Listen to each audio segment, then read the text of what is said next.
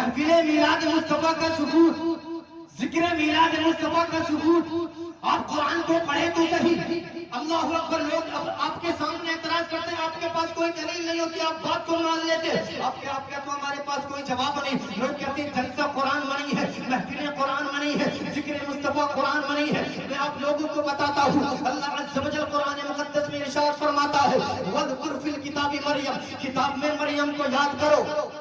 کتاب میں کس کو یاد کرو؟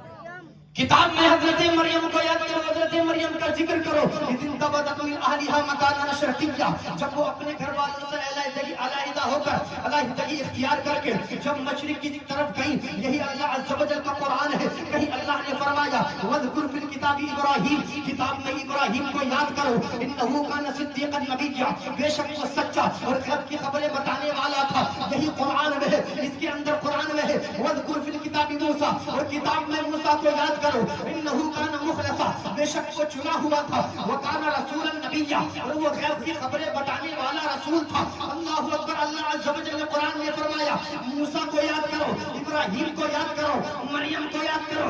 آگے اللہ عز و جل نے واقعے کو بھی بیان فرما دیا تو فرمایا وَنَادَيْنَاهُ مِن جَانِبِ الطُّورِ الْأَيْمَنِ، اور جب ہم نے حضرت موسیٰ کو طور کی داہنی جانب سے ندا دی، کیا ندا دی؟ اللہ عز و جل نے ایک درخت پر، ایک پیڑ پر نزول اجلال فرمایا۔ اللہ نے فرمایا یا موسیٰ اننی انا اللہ، اے موسیٰ میں اللہ ہوں رب العالمین، جو کہ تمام جہانوں کا پالنے والا ہے، جو کہ تمام جہان کا پالنہار ہے، جو کہ تمام جہان کو رزق دینے والا ہے، جو کہ تمام جہان کو روزی دینے والا ہے۔ اللہ اللہ اللہ نے واقعہ کو بھی بیان فرما دیا۔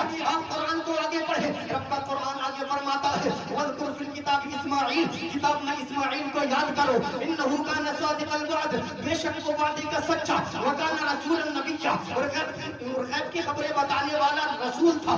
آگے اللہ نے فرمایا وَاذْكُرْ فِي الْكِتَابِ ادریس، اور کتاب میں ادریس کو یاد کرو، انہ کان صدیقا نبیا، بے شک وہ سچا غیب کی خبریں بتانے والا تھا۔ ارے یہی قرآن ہے، تم کو فرصت کہاں ہوتی ہے قرآن کے پڑھنے سے؟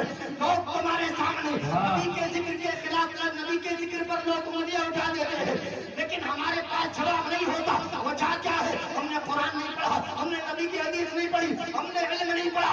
اگر تم علم پڑھتے، قرآن کو پڑھتے، اللہ تو تم بھی جواب دیتے تھے کہ یہی رب کا قرآن ہے جو فرماتا ہے وَاذْكُرْ عِبَادَنَا إِبْرَاهِيمَ وَإِسْحَاقَ وَيَعْقُوبَ، اللہ کا قرآن فرماتا ہے اور ہمارے بندے ابراہیم کو یاد کرو، اسحاق کو یاد کرو، یعقوب کو یاد کرو۔ رب کا قرآن فرماتا ہے وَاذْكُرْ عَبْدَنَا أَيُّوبَ، ہمارے بندے ایوب کو یاد کرو۔ رب کا قرآن کہہ رہا ہو اے قرآن کے پڑھنے والوں، مریم کو یاد کرو، اے قرآن کے پڑھنے والوں، ابراہیم کو یاد کرو، اے قرآن کے پڑھنے والوں، اسماعیل کو یاد کرو، اے قرآن کے پڑھنے والوں، موسیٰ کو یاد کرو، اے قرآن کے پڑھنے والوں، اسحاق کو یاد کرو، اے قرآن کے پڑھنے والوں، ایوب کو یاد کرو۔